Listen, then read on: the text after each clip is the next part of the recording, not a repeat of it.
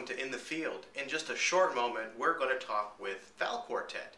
They will be performing at the 11th Annual Outsound Music Summit on July 20th at the Community Music Center. So stay right there, and I'll be right back with the band.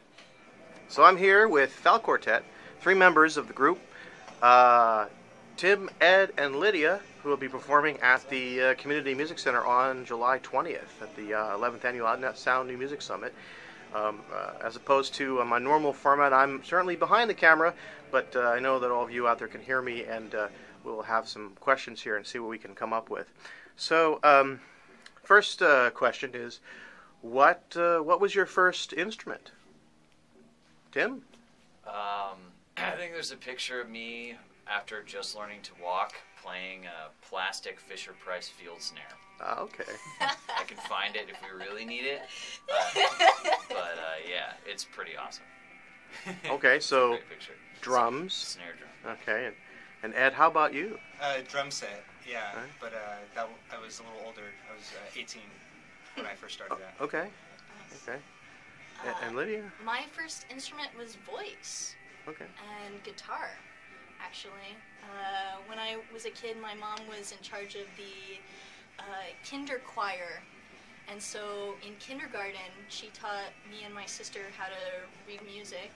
My mom was an opera singer, and when I was in elementary school they asked me, what instrument do you want to learn how to play? And I said, drums or guitar. So naturally they bought me a guitar. Oh, right. And I did that for a few years and got really frustrated because my hands were too small. So then I was able to switch to percussion. Right, because every parent's dream is to have a drummer in the family. It's true. Right. It's true. I think you could probably ask all of our parents that same question. Right. So, what would you say your well, it sounds like your influence was your beginnings with your parents, Lydia. You hear the singing and I grew up in a musical family. Okay. That's actually how my parents met, was in a guitar shop. My dad worked at the guitar shop and my mom went to go buy a guitar, and they kept hounding each other and eventually, asked each other on a date. And actually, I just got that guitar. My dad just gave me that first guitar that they met over. So now I play a little bit. Oh, right. All 4 chords that I know on guitar. Out of respect for the good memories, right? Yeah. Family heirloom. Awesome. Appreciate it. Well, and my brother and sister are both musicians also. I mean, that's not their main gig, but my brother's a singer-songwriter, and my sister is also a vocalist. So we have family harmony around the piano. Family Christmases must be really fun for you guys. Oh yeah, we definitely do the carol session. Oh, sweet. We get together, for a week, and we learn all the music, and then we just go boom, boom, boom, boom, boom through all the parties. It's pretty great. Wow. So Ed, you said at 18, so you started music a little later than Baby Shoes, right? So what was it that brought you into this fray, so to speak? Yeah, I guess it was like 17 or 18. I have an uncle who plays drums, and I knew that growing up that he was a drummer, but I don't think I really put 2 and 2 together that these were drums, and maybe that was something I could begin to understand or see myself playing. And one day I was at a friend's house, and he had a drum set, and things just kind of clicked, and I thought, whoa, that's really cool. Do you think I could try? And so he let me try. He taught me a simple drum beat, and an hour later I bought the drum set from him, and I took it home with me, and I told my parents, I was like, Mom, Dad, I'm a drummer. Wow. And they saw me carry it in, and Right. luckily they're pretty cool, and they bit their tongue, they didn't say anything, and they just kind of let me keep having the drums in the house, and I just kept playing every day. Well, and they've supported you ever since. That's right. They're local, so they Probably come and see because a lot they of our didn't have gigs. to have you grow up with drums. That's right, yeah. So they only had to deal with it for a couple years. Unlike Tim, I'm sure. Right.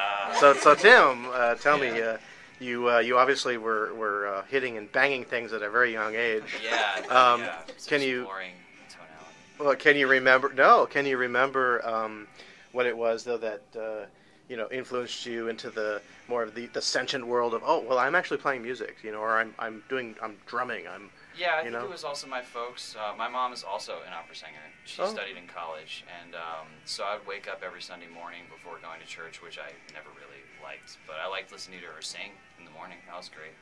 And they gave me like a bunch of stuff to hit when I was a toddler, and then when I got old enough to comprehend stuff, they had me in piano lessons and band, and things just kind of grew from there. And eventually, I never really liked any of the instruments where you had to like do things like this or things like this, so I just kind of liked going like this or like this, and so I ended up in the percussion section, and it just kind of ended up naturally being into jazz band when I was in middle school, and that's where it really just took off.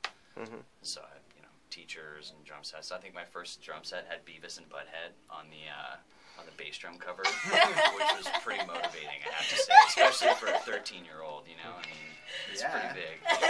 That's great. Always in my heart. That's wonderful. Well, give MTV a little plug there, right?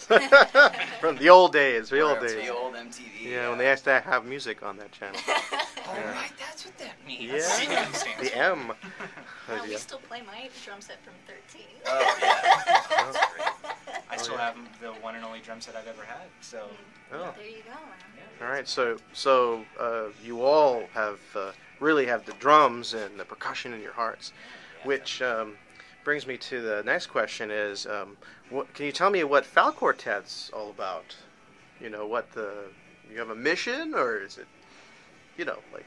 Well, Falkortet is a pun on words. We like puns a lot. Falkor is the dragon from Neverending Story. He's the luck dragon. And we are a quartet, so Falkortet is how we derived our name. And our main mission statement is to be performer-composers. We do old tunes or old classics, old nuke tunes, modern percussion repertoire. Old for 20th century music. Exactly, thank you. But with a modern twist. So one thing that we stole from So Percussion is redoing the cage third constructions with beer mini kegs instead of tin cans. And that was one of the first projects that we took on as an ensemble. And our first year or so consisted of just doing a lot of the common rep that was around. And then as we started to grow and expand into the arrangement that we are currently, it became clear that our own compositions were really the way that we wanted to proceed. So we do less standards these days, but a lot of our music is heavily influenced by the great classical percussion composers. John Cage and Lou Harrison, and Steve Reich, and you can find those influences within our music, but one of our other goals is to have a little something for everybody. Have something that is really heady and makes you think, and other things that just make you relax and move. Different genres. We don't really like to be pigeonholed into any one thing. Definitely true. So we can back up a little then on that, because so you guys you mentioned Cage and Reich, and so those particular individuals, they were involved in expanding past the ethos, moving away from certain standard formats and so forth. So do any of you remember what it was that helped you to take you to that, bring you into that, away from maybe it was a thinking process, maybe it was hearing, some music from your friends, or just kind of an idea of like the root of that need to expand past the standard forms of music, Yeah, their musical processes are really great, the way that they compose their music and put it on paper. So I know for all of us, as percussion students in college, some of the things we did was play like Nagoya Marimbas by Reich and Piano Phase, and those are really great because you don't really have to stare at a piece of paper to learn how to play it. You can pretty much just learn it by rote, and it just stays with you for a long time. So it was those things that, for me at least, it really helped me to realize that, wow, I could really learn this and keep it in my brain and be able to perform it, I think, at a pretty solid level of musicianship. So that's what I really love about the way that they write their music. There's all these different things they do, whether they're writing in little boxes, like on a graph paper. It's things like that. Just in some ways, just make a lot more sense than writing in standard musical notation, which I still like that way too. But I think for a non-musician or a beginning musician, maybe this other form of writing music makes even a little bit more sense, using kind of graph paper or writing, by time frames, like with seconds or minutes. Mm-hmm. Yeah, definitely. I mean, I think we all share that unified discovering it really in college. I grew up in New York, so I read The New Yorker, so those names were there and heard of them growing up, but I had no idea, no context until I actually started studying in college. And then, being around people who were actually passionate about it really helped. So Ed and I kind of linked up on really enjoying it just from moment one, pretty much. Right. First started hanging out with Willie Winan. Yeah. Willie. Yeah. Totally. Yeah. Yeah, and like Tim, I also started with a jazz background. Yeah. And so improv was really important in my music making. And I spent years in undergrad doing exactly what I was told to do, playing it exactly how it was written, but I always felt like something was missing until I started to get into new music. And they gave, some of the composers I really looked up to was, Christian Wolff and Terry Riley, because they gave form for structured improv. They allowed you to have this general idea and then just make music with it beyond that. And to me, that was the epitome of music making. Not being spoon-fed what you were supposed to be playing, but how you take these concepts and ideas and actually apply it to the actual music. Right. So how much improvisational elements are encompassed in your performance within Falkortet? Performance or composition? Well, within the composition, but do you incorporate improvisation? Yeah, a little yeah, of both. absolutely. So we have sections that are just open improvs that sometimes we'll do a duet or a trio in between transitions. We have some tunes that are, a structured improv. I wrote this piece called "Why Not Cross the Rubicon." That's essentially a structured improv on 5/2. And then we have other tunes that have little solo sections, like a jazz head would have. So that's the main way that we're incorporating it. Just and then we have some completely straight ahead tunes that have no improv in them whatsoever. So we're stretching the full gambit with that, and I think that's definitely part of the aesthetic, is not to get too caught up in one way of doing it, but be able to flow.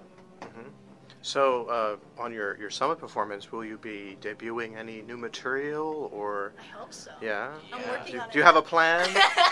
Yeah, give the listeners a little, the viewers a little idea of maybe what they might experience, or Yeah. Well, I believe we are debuting one of my pieces. I think "Road to China." Yeah. A composition called "Road to China." We haven't played that one yet. So that one is going to be for piano. One musician plays the piano, and the other three play percussion stations, so snare drum, hi-hat, and a few cymbals. And so that'll be the instrumentation for that one. And then I think some of the other pieces we're doing a piece of yours. Yeah, we're going to do the full performance of my piece of Wind and Metal, which is a 2-movement piece, and there actually is a lot of improvisation in it. There's open-ended time signatures to things, and not even really time signatures in the first movement. It's all mostly gestural and feeding off of each other.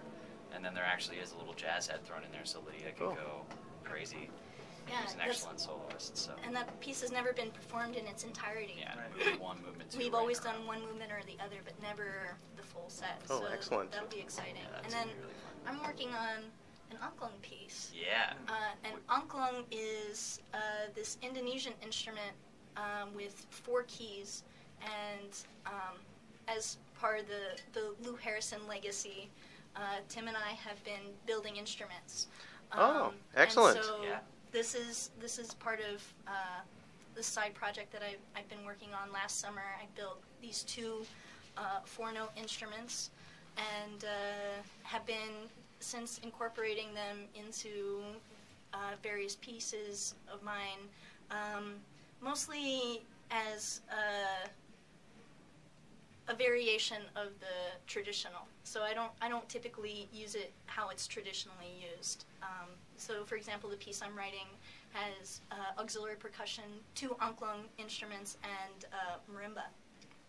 So onclung is tuned in just intonation. So, some of those pitches will be a little ripe compared to the marimba, but I've tested it. It's not too bad.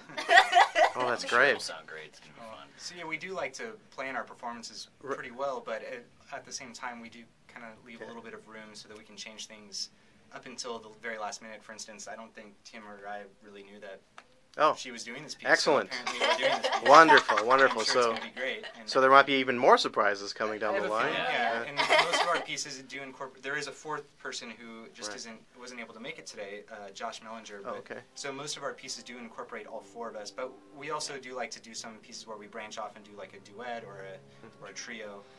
So likely we'll have a couple of those on the program as well. Great, wonderful. Wow, yes, we are no strangers to invented instruments at the summit, and we also really like new debut pieces, especially to bring folks out and experience this music. And a lot of people who may not find out about us do through this particular event to expand the audience. So it's a great opportunity for everybody to come out and play some of their newest experimental stuff or whatever they feel is so appropriate. Great. Yeah, we're really excited to do that. Great, awesome. So I think we'll end this so people can make plans to come to the show on July 20th. Please do.